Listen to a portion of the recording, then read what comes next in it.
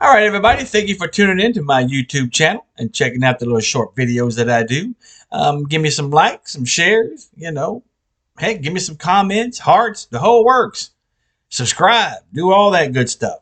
Today's video is brought to you by Pammy's Backyard Barbecue, located and serving northern New Jersey, where swine is fine and the other white meat is king.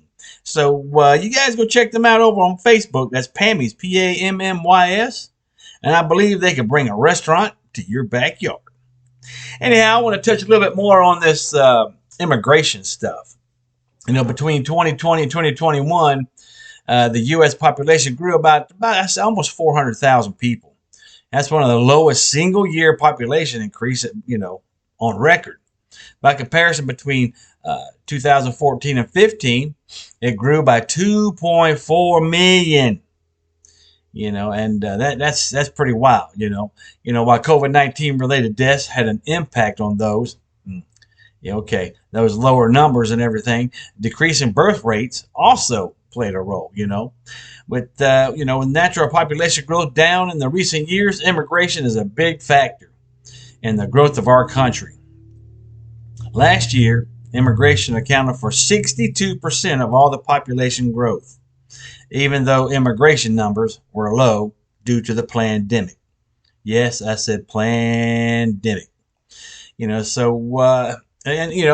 is some data that I've researched on, I think, because, the census data shows immigration is bolstering population growth for a wide range of areas, from booming southern states to slow growing or shrinking states in the Midwest.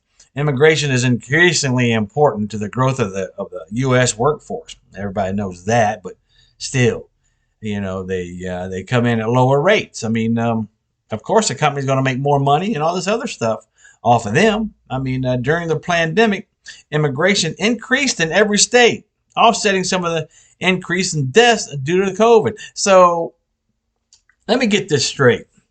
Why would it increase when we were told here in the United States to stay in your house, to put this mask thing on, to stay in place, to don't go anywhere, don't get any shopping done, don't do your errands, don't do anything, and have your kids online going to school?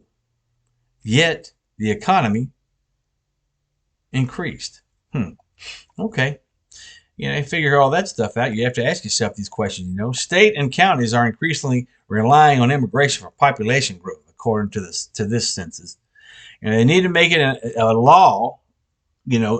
I'm saying they need to make it a law to where when immigrants come here, illegally, everything like that, the military can snatch them up, and they got to pull at least 4 years, learn English, and become a citizen.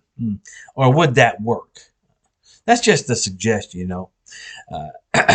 Nationwide, the foreign-born population of the U.S. grew faster than the native population since 2010. There were 45 million foreign-born residents in the United States in 2019, which is about 14% of the population. That grew by 12% between 2010 and 2019.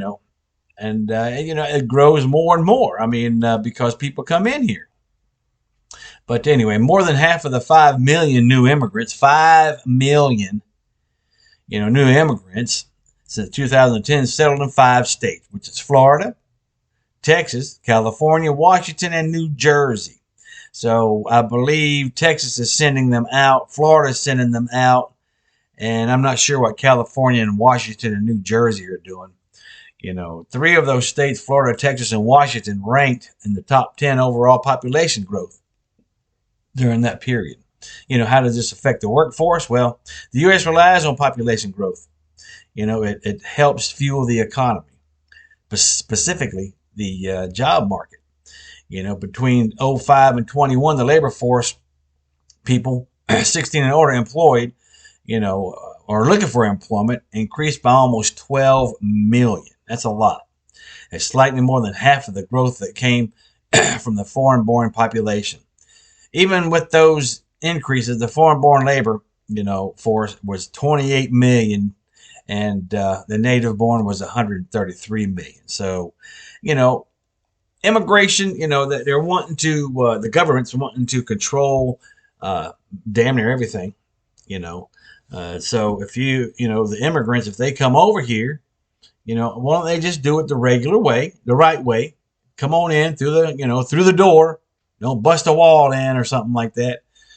Just come on in, get your papers, get everything you need to do or whatever you have to do, and just come on in and enjoy yourself and get yourself a job, a house, car, blah blah blah, and all that good stuff. So anyway, that was just a little touch that I wanted to go to the good side, see see how all this stuff works out. All right, today I'm going to leave you with one little saying. It goes like this: when you win, you win. When you lose, you learn. All right, people. Think about all this immigration stuff and all these people coming in there. I know, like they say, some of them are bad, but then most of them are pretty good. So, and it's not just from Mexico, it's from everywhere. All right, I'm going to leave y'all with this one. Stay frosty. Flint's out.